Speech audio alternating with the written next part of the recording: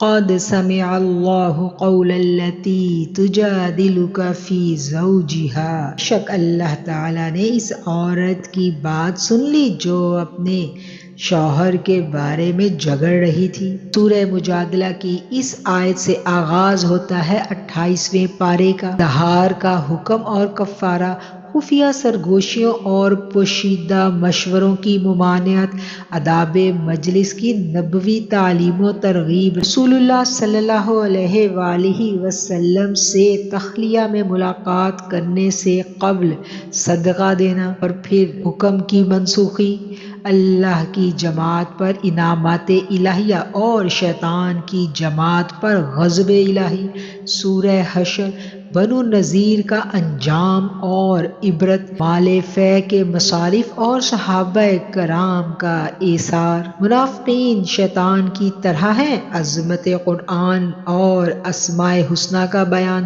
سورہ ممتحنہ، کفار سے قلبی دوستی کی ممانعت، غیر محارب کفار کے ساتھ عدل و انصاف، مکہ مکرمہ سے آنے والی خواتین کے بارے میں حکم اور خواتین سے بیعت لینے کی شرائط۔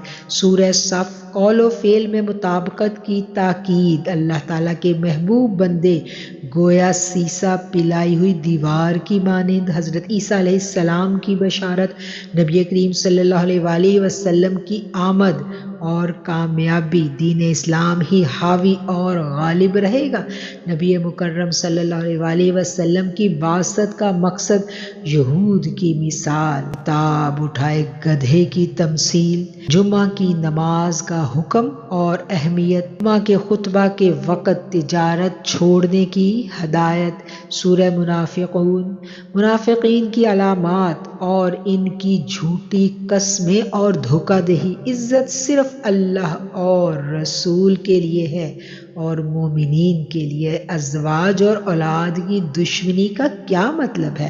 سورہ تغابن، سورہ تغابن، قیامت کا دن، یوم التغابن، ایمان و کفر کا انجام، مصیبت اللہ کے اذن سے ہی آتی ہے، بے شک اہل و عیال باعث آزمائش ہیں۔ انفاق کی تلقین۔ سورہ طلاق، طلاق اور عدت کے بیان، قدرت خداوندی کی نشانیاں، زمین و آسمان کی تعداد 7 ہے۔ سورہ تحریم، مسلمانوں کو خالص توبہ کرنے کا حکم۔